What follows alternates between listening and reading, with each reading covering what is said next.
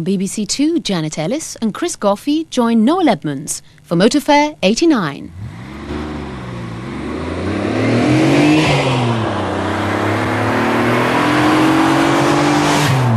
This car, the Minka, is a fine example of how today's tuning specialists can really transform a relatively mundane saloon car like Ford's four-wheel drive Sierra. By the time they're finished with it, Turbo Technics have got 320 brake horsepower out of the engine. It means it does 0 to 100 in 11 seconds, and they claim it's got a top speed of 170 miles an hour. Now, whether that kind of performance is relevant to today's driving conditions is a question I'm not going to try and answer. All I will say is it's an awful lot of fun, and this is just one of the exciting models that you can see at this year's London Motor Fair.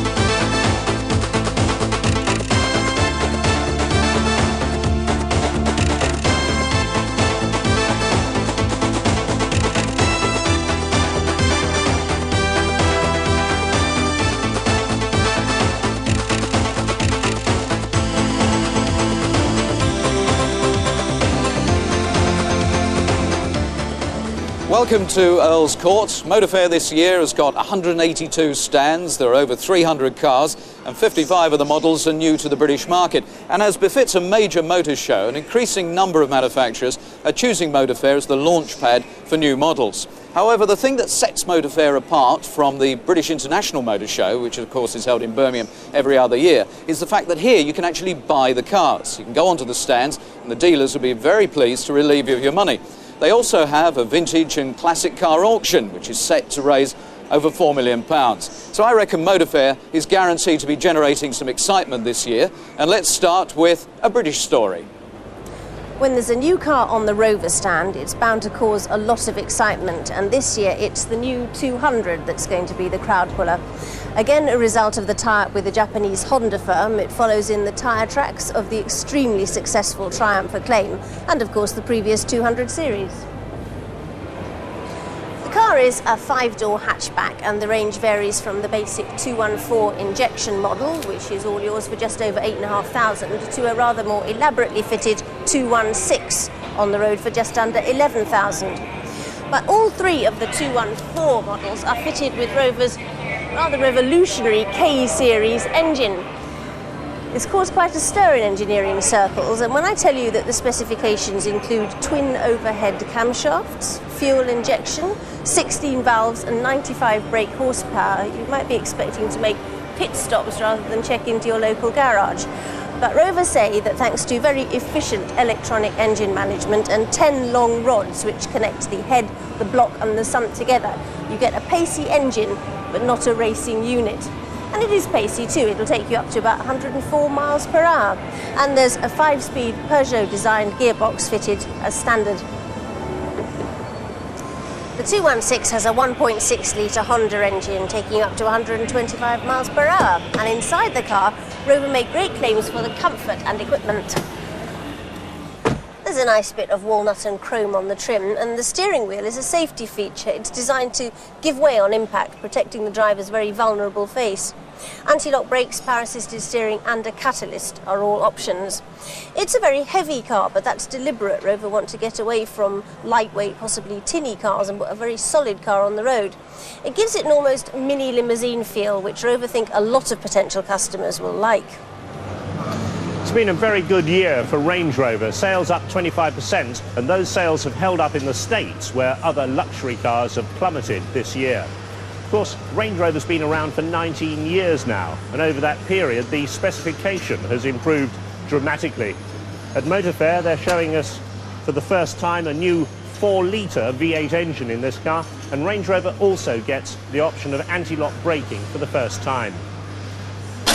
Well, as the specification's gone up, so has the price. This car is now £32,000. And as the price has gone up, that's opened up a sector of the market that the Japanese have been only too happy to fill. Well, now here's the first car from Land Rover in those 19 years to fight that Japanese challenge, Discovery. Well, Discovery is powered by a 3.5-litre V8 engine and also by a 2.5-litre turbo diesel. Now, if you're into fuel economy, that's the unit to go for, because with a 19.5-gallon tank, they reckon it'll do 850 miles between fill-ups. Nobody's been able to drive Discovery yet. Land Rover have kept it very secret. We were able to film it on their own private test track recently, and it looks as though the Range Rover-style coil suspension copes more than adequately with rough going. We'll bring you our own impressions as soon as we can. Lots of interior space in Discovery, seating for 7 people and nice big windows. You can even have 2 glass sunshine roofs if you want. There's also a depreciable amount of stowage space. The shape rather reminds me of the old Talbot Rancho. Price hasn't been determined yet. They think around £16,000. But the big question about this car, why has it taken them so long to come up with it? When Vauxhall introduced their four-wheel drive system, they made a very bold move indeed, because they decided to offer it not just as an option on the top of the range models, but also they made it available on cars like this, the Cavalier L.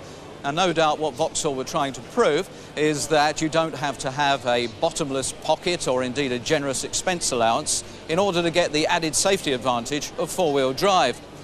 Unfortunately, the take-up has been a disappointing 1.5%. It seems that people would rather have expensive hi-fi systems and things like sunroofs rather than all-wheel drive or ABS. And you know, I reckon you'd have to be absolutely mental if you didn't go for the four-wheel drive option on this car. It's the new 16-valve Cavalier, and it pushes out an impressive 150 brake horsepower. And here is another exciting new shape at Motorfair. This is Vauxhall's Calibra, which the company assures me is very much more than a replacement for the much-loved Manta Coupe, because this version delivers an impressive 150 brake horsepower. Also, Vauxhall are claiming that it has got the lowest drag coefficient for any 4-seat passenger car produced anywhere in the world. And beneath these sleek, impressive lines, you've got the option of permanent four-wheel drive.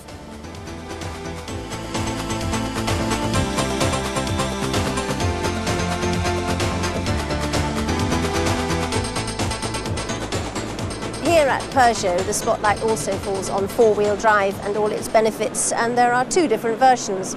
On the standard 405, it's a fairly simple system that splits the power equally between the front and the rear axles.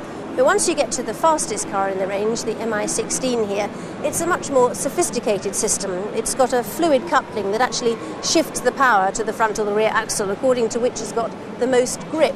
And I think it's on the faster cars that the system really comes into its own and you feel the advantages of four-wheel driving. Of course, putting the drive and power through all 4 wheels of a car is but a short step away to putting steering through all 4 wheels, which is a system that we first saw introduced at Motorfair 2 years ago. Mazda's 626 Saloon has been around for some 18 months now, with 4-wheel steering on the top of the range model. Mazda use a relatively complicated system combining electronic and hydraulic control, but they claim the car's significantly more stable at speed and it's got a tighter turning circle for easy parking. Honda say the same of their Prelude, but they use a simpler mechanical system for controlling the rear wheels. That's linked to the number of turns of the steering wheel. However, with both systems, you have to wonder just how durable and fail-safe they'll be over long periods, especially when the cars pass through their second and third owners and are no longer maintained by the dealer network.